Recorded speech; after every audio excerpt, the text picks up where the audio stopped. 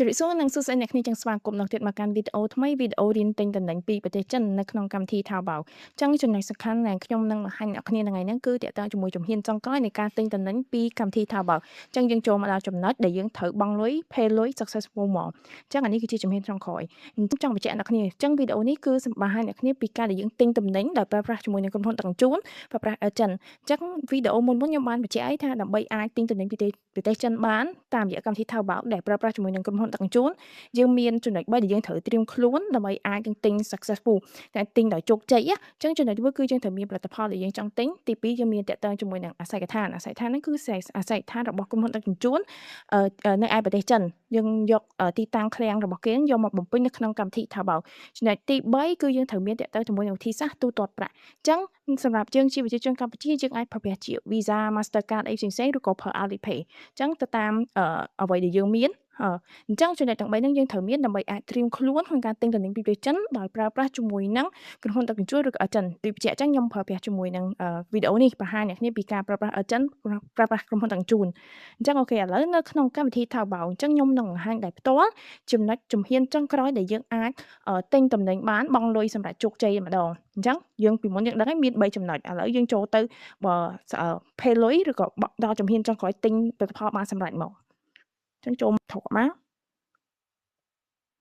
កអូខេអញ្ចឹងតាក់ទងមួយខេសទូរស័ព្ទមួយនេះអញ្ចឹងខ្ញុំនឹងទិញខេសទូរស័ព្ទមួយហ្នឹងអូខេអញ្ចឹងយើង select product ហ្នឹងមកយើងចុចប៊ូតុងពណ៌ក្រហមដើម្បីយើងចូលទៅ place order អូខេដូចខ្ញុំបាននិយាយអញ្ចឹងយើងបាន select product រួចហើយយើងមាន product រួចហើយអញ្ចឹងចូលមកដល់ចំណុចទី2តាក់ទងជាមួយនឹងអាស័យដ្ឋានអញ្ចឹងនៅខាងលើគឺជាអាស័យដ្ឋានឃ្លាំងចិនដែលយើងសូមតាក់ទងជាមួយនឹងចង់ឲ្យក្រុមហ៊ុនដឹកជញ្ជូនដាក់ឲ្យអញ្ចឹងយើងអាចចូលទៅបំពេញឲ្យហើយឬក៏បំពេញកន្លែងហ្នឹងឲ្យបានដែរដើម្បីយើង ready ក្នុងការដែលយើងទិញតំណែងអញ្ចឹងចំណុចមួយទៀតដែលយើងត្រូវមានគឺតាក់ទងជាមួយនឹងវិធីសាស្ត្របង់ប្រាក់អញ្ចឹងយើងអាចអូសមកខាងក្រោមមកអូខេអញ្ចឹងតាក់ទងមួយវិធីសាស្ត្របង់ប្រាក់ខ្ញុំប្រើប្រាស់ជាមួយនឹង Mastercard អញ្ចឹងអ្នកគ្នាអាចប្រើប្រាស់មធ្យោបាយទូទាត់ផ្សេងៗអាចជា virtual card របស់ធនាគារមួយណាក៏បានអានេះគឺ free ទេដោយយើងសុវត្ថិភាពទៀតវាមិនមែនជាកាត plastic ដោយផ្ទាល់ណាអញ្ចឹងខ្ញុំចង់បញ្ជាក់អ្នកគ្នាអញ្ចឹងខ្ញុំបាននិយាយរួចមុនហើយថាបើសិនជាយើងទិញដោយប្រើប្រាស់ជាមួយនឹង Visa card ឬក៏ Mastercard របស់ធនាគារផ្សេងៗមួយណាក៏ដោយនៅក្នុងកម្មវិធី Taobao គឺយើងត្រូវ charge 3%តាក់ទងជាមួយនឹងអាសេវា charge fee ទៅលើការប្រើប្រាស់ការធនាគារទាំងអស់ហ្នឹងណាអញ្ចឹងគេរួមបញ្ចូលទាំងអស់នៅក្នុងហ្នឹងហើយតាក់ទងជាមួយសេវាតាក់ទងជាមួយនឹងការ promotion discount អីផ្សេងៗអញ្ចឹងអូខេអញ្ចឹងយើងផ្ទៀងផ្ទាត់ទាំងអស់ហ្នឹងទៅអញ្ចឹងយើងមាន3ចំណុចយើងមាន product យើងមានផលិតផលហើយយើងមានតាក់ទងជាមួយចំណុចទី2យើងមានអាស័យដ្ឋានយើងបានបំពេញរួចរាល់និងធានាថានឹងត្រឹមត្រូវរួចហើយចំណុចទី3យើងមានតាក់ទងជាមួយការបំពេញកាតធនាគារយក detail ព័ត៌មានទាំងអស់ហ្នឹងរបស់កាតហ្នឹងដែលមានដូចជា card number ឈ្មោះនិង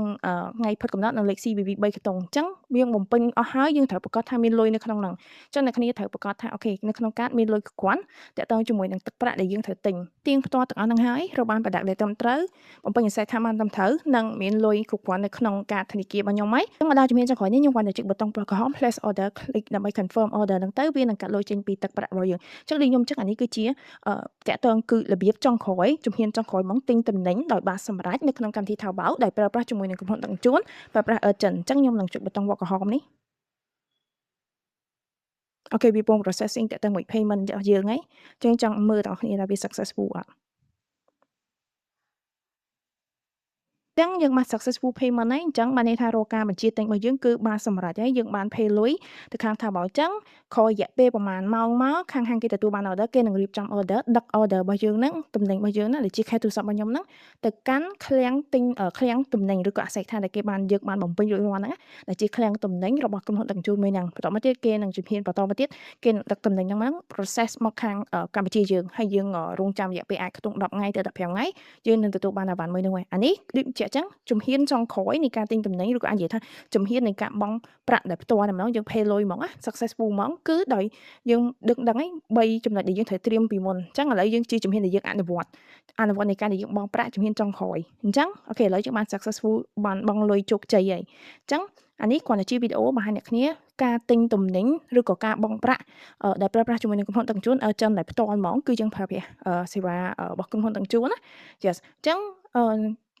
វីដេអូនេះមានតែប៉ុណ្្នឹងទេបង្ហាញអ្នកគ្នាតែប៉ុណ្្នឹងចង់ជួបគ្នានៅវីដេអូក្រោយផ្សេងទៀតបើគ្នាជា viewer ថ្មី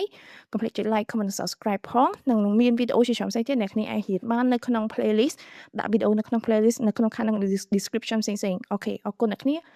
ាជួបគ្នានៅវីដេអូក្រោយ